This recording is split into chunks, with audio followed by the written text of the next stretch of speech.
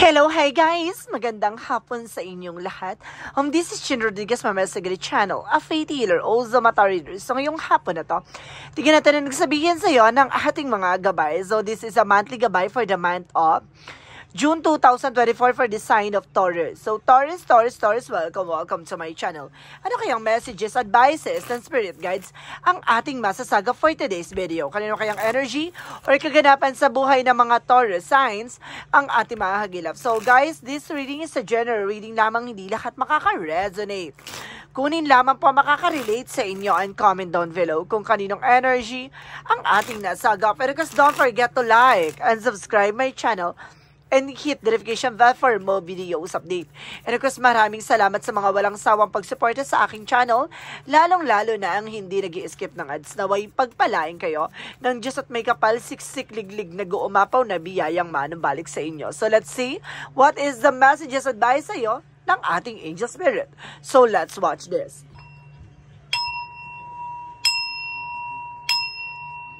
Ano kaya kaganapan sa buhay ng mga Taurus signs ang ating mga hagilap? So, alamin natin yan at tuklasin. So, there is the Ten of Pentacles for long-term success and long-term investment. So, may pangmatagalang eksena daw dito, guys, no?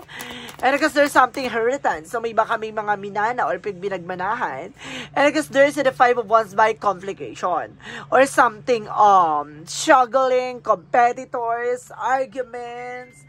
Be aware, no? Sa lahat ng mga tao sa paligid mo. Additional messages. And of course, there's the Six of Cups. So, see, this is the past person, no?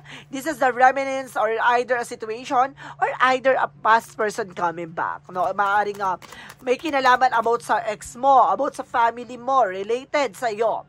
And because there's a Six of Swords with the transition, no? Kailangan mo na makaalis sa situation. At sinasabi sa'yo dito, there's a something, a struggling, complications, arguments, na kailangan mo na makawalaya, no? Sa mga nakaraang eksena. And because there's a temperance for healing. So, there's a takes time. So, kailangan ng panahon at oras talaga, no? Ang mag-uudyok para humilom, no? Ang mga sugat ng nakaraan. Additional messages. So, there's the Queen of Cups for healing. Na unti-unting paghilom, unti-unting pagaling. The Ten of Pentacles represent the Hierophant. So, there's an education, a lesson learned. Dapat matuto ka na ang nangyari sa isa nakaraan dahil mauulit-ulit yan kung hindi ka matututo. The Five of Wands represent the Ace of Swords. So, there's a breakthrough. Alam mo yung katotohanan at alam mo na yung sagot sa mga tanong mo eh. Kumbaga sinasabi dito, lilinawin at bibigyan kasagutan lahat ng mga bagay o katanungan sa buhay at bibigyan kumbaga kaliwanag ang lahat na nangyayari sa iyo sa kasalukuyan. The Six of Cups represent the Knight of Pentacles, secure. I-secure mo yung sarili mo about sa mga nakaraang eksena or kaganapan sa buhay mo. Kung ano man ang mga meron ka ngayon, pangalagaan at protectionan mo. The Six of Swords represent the Chariot card. So, there's something, a movement, an action. So, you need to take an action for this na makakalaya at makakaalis ka na sa situation. The Temperance represent the Seven of Pentacles, harvest time. At the end of the time, lahat ng mga bagay na ginagawa mo ay may kaakibat na kabutihan or kumbaga consequences, no?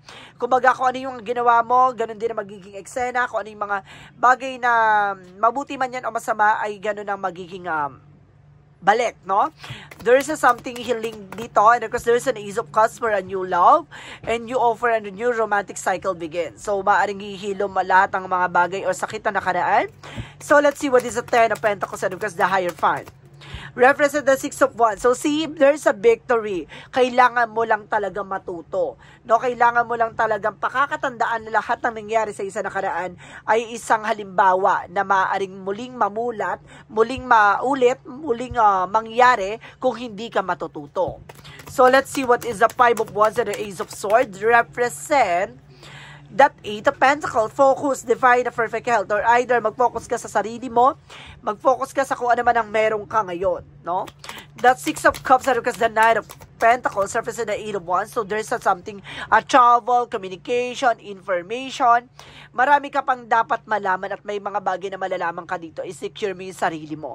There's a lot of messages and email, or there's a lot of information or phone calls na malalaman mo from the past. So let's see, what is the Six of Swords, and of course, the Chariot card. So, there's the King of Wands by visions, no? Alam mo na yung posibleng mangyari. Alam mo na yung mga bagay na mangyayari na, kumbaga, may mga bagay na kailangan mo mag-take ng action para nang sa ganon, hindi na muling mangyari mga bagay na dapat mangyari. Additional messages with the High Priestess, so there is a mystery. The High Priestess is something, a secret. So may mga bagay na hindi mo pa lubos na lalaman. May mga bagay na hindi mo pa lubos na, kumbaga, alam yung mangyayari sa sitwasyon mo. No? So let's see what is additional messages. For the Queen of Cups and the Ace of Cups represent the King of Pentacles. So there's a something practical, no? Kailangan maging practical ka sa kung ano man ang meron ka ngayon, no? Additional messages for the outcome. For the outcome, there's a Three of Wands waiting for a receipt or waiting for a result, no? Kailangan mo maghintay, hindi mo kailangan maging padalos-dalos sa mga decision or gagawin mo dahil ang totoong resulta ng kaganapan sa buhay mo ay mangyayari, no? And because there's a Three of Pentacles with a collaboration, connections, no? A teamwork, socialize, no? Ibig sabihin dito, kung magagamayan mo, no? Pakikipag-usap, pakikipag-coordinate, pakikipag-talakayan, kumbaga kailangan mong hintayin ang panahon ng mag-udyok, no? So let's see additional messages. What is additional messages for career? So there's the Two of Pentacles being a balance. So kailangan mo maging balance pagdating sa finances, career, and resource of income. No, kailangan maging balance. And the word can represent the trouble. No, see? Maraming ganap at mababago ang mundo mo dito pagdating sa karir mo. Babaguhin doon. There's a trouble, guys. It's either pupunta ka na ibang bansa, mga ibang bansa ka, or pupunta ka na ibang lugar, maaring kumbaga magkaroon to ng balancing eksena. And there's a success, guys. Oh my God. There's the Wheel of Fortune. So there's a good luck. Iikot na ang kapalaran at papabor na sa iyong sitwasyon. The Queen of Swords. A bigger picture of yourself. Now, makikita mo na yung sarili mo na ang layo-layo na sa nangyari sa isa nakaraan. There's a something, a development, a transformation, a transition. No? A major changes na nangyayari sa buhay mo ngayon. Additional messages about sa love life. So there's the Hangman. So see, there's a something hang, no? Kumbaga, it's either lutang ka or may mga bagay na, kumbaga, nandun ka pa rin sa situation, no? Kumbaga, kailangan mo baguhin ang perspective mo, ang mindset mo. This is the justice, no? Kumbaga, magkakaroon ka ng balance at hustisya sa kaganapan sa buhay mo. Additional messages about sa health. And there's the Knight of Swords. So, see, nagkakaroon anxiety, sleepless night, not because of your overthinking. You're being paranoid. Nag-iisip ka, kaya ka nai-stress. O kaya ka hindi makatulog, kaya ang dami mo pasok sa panaginip or sa isipan mo. There's the Two of Cups with the partnership. Oh my God, oh my God, there's a Five of Cups, so something regret. Now, meron ditong, kumbaga nanghihinaya, nagsisisi dahil sa ginawa niya, ginayuma ka dito ng person mo. Okay. About sa health issues, kaya kumbaga marami pumapasok sa panaginip mo, sa isipan mo. There's something, a partnership involved. Okay. Oh, see, there's a Seven of Swords, cheating, lying on you. Mag-ingat ka. Lilinlangin ka nila. Mag-ingat. Let's see what is the Yin and Yang Oracle card. Let's see what is the Yin and Yang Oracle card. And because there's a fate. See, there's a divine intervention. Paalala sa iyo ng divine. At sinasabi dito, there's a something detached and coldness. So see, kailangan mong kumawala, no? Sa mga bagay-bagay na alam mong may panlalamig na or something na parang hindi na maganda ang nangyayari. And there's an attraction hat, no? Masyado kang, kumbaga, nandun ka sa point na parang, kumbaga, mapusok, no? Para nandun ka sa part na mapusok sa part na yun. There's a masculine energy. You are being masculine o yung person mo ay may pagka-masculine. So, let's see what is additional messages for magical fairy messages. For magical fairy messages, so there is a new career. Magkakaroon ka ng bagong career dito, ha? And there's a business venture. So, see, new career for business venture. Magkakaroon ka ng bagong business or bagong negosyo, no? Na magkakaroon ka ng career opportunities dito. Magtiwala ka. So, let's see what is the synchronicities. For synchronicities, let's see. So, there is a father figure. Oh my God. So, this is the moment maaring may mga bagay na parang naaalala ka with a father figure. At the same time, there's a wildness. So, see, kumbaga magiging ano ka dito, parang mabangis, na parang aggressive ka dito sa situation. And there's a strength card. Kailangan mo lakasan ng loob mo. Lakasan mo ang pakiramdam mo. There's a speed, no? Bibilis ang daloy ng eksena dito. So, let's see what is Archangel Michael messages.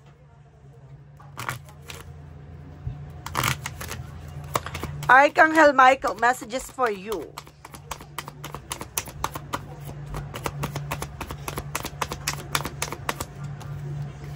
Admit the truth to yourself and act accordingly. Kailangan mo tanggapin sa sarili mo kung ano yung mga bagay na, kung ano lang ang meron ka. Wag mong pilitin isang bagay na wala ka pa. Wag mong pilitin isang bagay na wala ka nun o hindi mo pa nakukuha yung bagay na yon, no? Kumbaga, magpanggap. Iwasan mo sarili mo magpanggap. And of course, positive thought create a positive result, no? Kailangan matatili kang positibo sa lahat ng kaganapan sa buhay mo.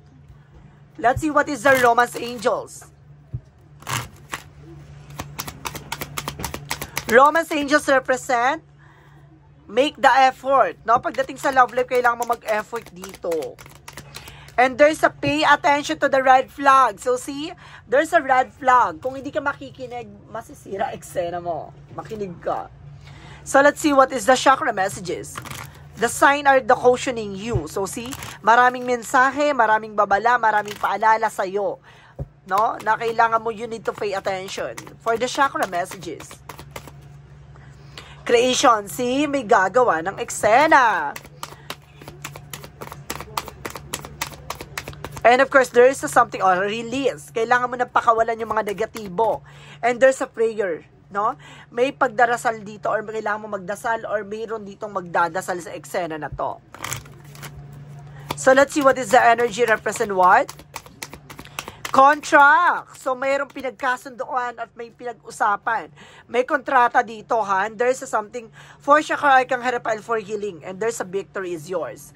And there's a broken heart. Masasaktan ka. No, may mga bagay na nangyari sa nakaraan na hanggang ngayon, bit-bit mo pa. Or may mga bagay na mangyayari na hindi mo inaasahan. For Monsology represent, you and your loved ones are safe. So, yung mga mahal mo sa buhay, safe naman daw. No? At sinasabi dito, work through your fears. So, kailangan mo labanan na takot at pangamba mo. For Angels answer, represent what? Helpful people. Maraming taong tutulong sa'yo. O may mga taong matutulungan ka for this. Wait lang, guys.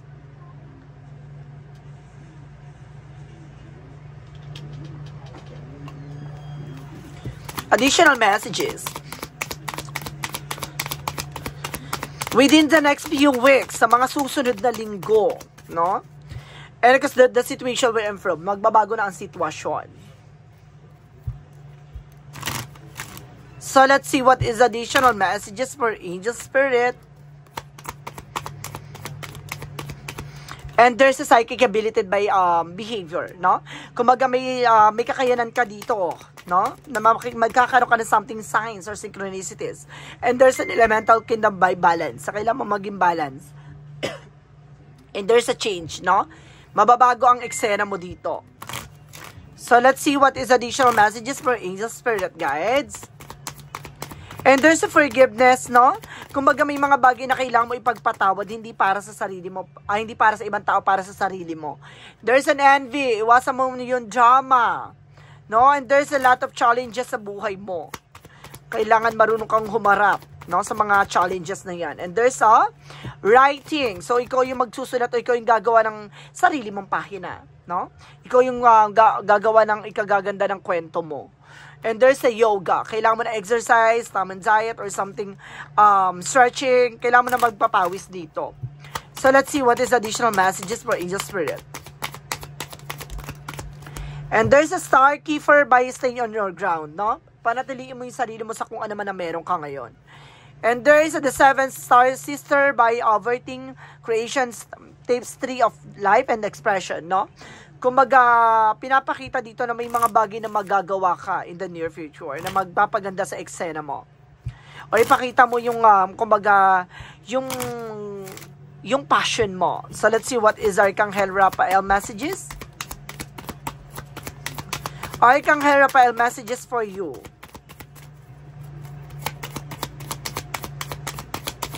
Archangel Raphael messages. So, there is, use your natural healing abilities, no? Gamitin mo yung kakayanan mo, no? Para magamot ka sa yung mga karamdaman na nararamdaman. So let's see what is a Jesus-loving quote said. Whatsoever you shall ask the Father in my name, He will give it to you. Ano man yung mga bagay na hinihingi mo o hinihiling mo sa ating pong may kapat kung talagang karapat dapat sa iyo ipagkakaloob sa iyo. So let's see what is the angel's number, represent what? 2002 by the void. O see, may mga bagay na kailangang iwasan. No? Ang nagbibigay stress, depression sa sitwasyon. You have the more control over your life than you realize. Learn and execute what is interest you. Turn things around. It get better the time. There are the plenty of friends to make so chill out, have fun, and open up. Go outside. So see, pakawalan mo ang nagbibigay sa'yo ng eksena. No? Kumbaga, sinasabi dito, enjoyin mo, matuto ka sa mga bagay na nangyayari sa isa kasalukuyan. Kumbaga, something learn and execute yung mga bagay na alam mo magsiserve sa iyo sa huli. Diba? So, let's see what is the messages of life.